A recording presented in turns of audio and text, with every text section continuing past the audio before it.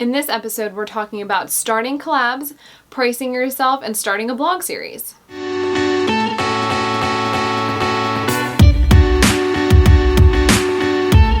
Hi guys, I'm Brittany from Not Another Blonde, and you're watching Blog with Brit, where I answer all your blogging and business related questions.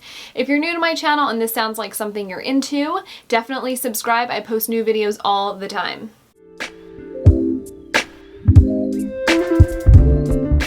So the question is, what can I do to start collaborations with brands and other bloggers? Something that I've seen that has worked for me has been to call out a brand or a blogger on Insta stories or on Instagram. When I'm constantly tagging a brand in my Instagram post, it shows that I'm already a fan of the brand, therefore this brand is more likely to work with me. So once I start doing that, it's kind of like flirting. So once I start to flirt with the brand a little bit, then I'll go in for the ask. So they already know that I'm a fan. I'm engaging with their content. That's also important, to engage with their content. Go on their Instagram, comment on their pictures, like their pictures, whatever you got to do. But, you know, don't overwhelm them. Like, don't do it in a stalkerish way, because then they'll be like, okay, this girl is crazy. Do it in like a, hey, really like your stuff kind of way, like wink, wink, you know, in like a flirty way. Like, you want to kind of play hard to get, but not too hard to get, because that's a turnoff as well. It's definitely an art, like getting brands to collab with you, for sure. So once you've shouted them out, you're already a fan of their brand. Once you've engaged with their content, then you can go in for the ask. So you can find these people on LinkedIn or on Instagram and see who works at the company and then reach out to that person. Ideally, you want to reach out to someone in the PR department or the marketing department, because those are the people that handle the influencer partnerships. So those are the people you want to reach out to. In terms of collaborating with a blogger, you first want to ask yourself why you're trying to collaborate with that blogger. If you're just trying to get something from that blogger, it's probably not a good idea that you collaborate with them. You always want to be sure that you're adding value to this person's life. So if you want to help this person in some kind of way, great, reach out to them, say what you can offer, and say what you'd like in return for your offer.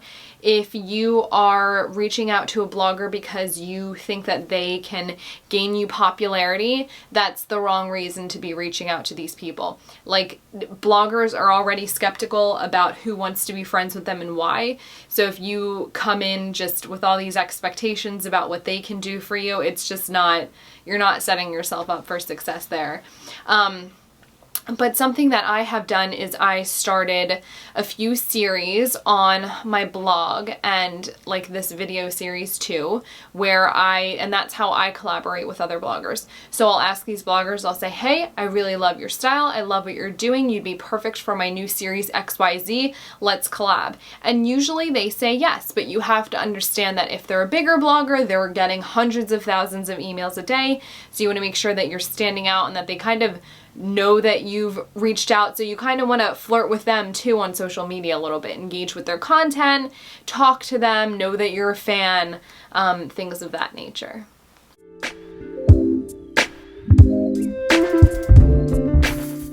This person wants to know how to price themselves. They don't want their pricing to seem random, but they also don't want to lowball themselves or, you know, sell themselves short either. So what you can do to determine how much you should be getting paid is talk to other experts in the field that you're trying to get into. So this person wants to have their own styling consulting service. So I would talk to other stylists and see what they charge and ask for their opinion, because I'm sorry, I just burped. Honestly, I have no idea what a styling consultant would charge, because I've never been one and I've never dealt with one. But I would do your research, like go on Google, see what comes up, ask someone similar, doing something similar to what you want to be doing. So obviously you're not going to ask Rachel Zoe, because she probably won't respond just because she's so big and has so much stuff going on. But maybe I would reach out to someone on her team and ask them, you know, hey, I'm starting out a styling service. I want to know how much you think I should charge. This is how long I've been in the industry. This is what I'm offering. What do you think? The other way to figure out how what you should be charging if you're a blogger is to use this tool called Social Blue Book. Social Blue Book is based on your engagement, your following, this, that, and the other, and it gives you a price. That's what I use to price myself, and then I also use my experience and what I can offer to kind of decide my pricing as well. But the other rule of thumb that I've heard, I don't know how accurate this is because I haven't done my research on this, but just something that I've heard is that if you, for every 1,000 followers, you can charge $100. No, every 10,000 followers, you can charge $100. So if you have 10K followers, then your rate for a collaboration would be around $100. The same person asks, I know that you have a few series on your blog. Has this been successful or helpful for you? Yes and no. I mean, starting a blog series, like, again, you want to ask yourself why you're doing it. You don't just want to start it to do it. You want to make sure you have a lot of content lined up and that you can kind of maintain that momentum moving forward. So for me, a perfect example of this is Blog with Brit on YouTube. I started this like, God, I don't know, like 2 or 3 years ago, was not consistent with it because video is a whole other beast. It's so much. That's for another video. But it's so much, and I just lost track and couldn't balance everything. But now I have more time to commit to this and to dedicate to this, so I'm going full force with it now. So you want to make sure when you're starting a blog series that you can commit to it fully and that you can dedicate the time, create the content for it. And if you're bringing guests onto the series, you want to make sure that you can get those guests lined up. I would not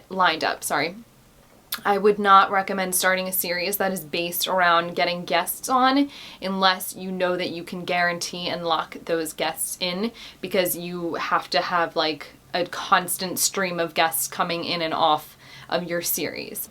So if you're just starting a series, I would recommend doing something where it's just you. You're not relying on other people to help you create this content. That way, the only person that you really have to depend on is yourself. And if you're not creating the content and you're not holding yourself accountable, you're to blame. So that is my advice there.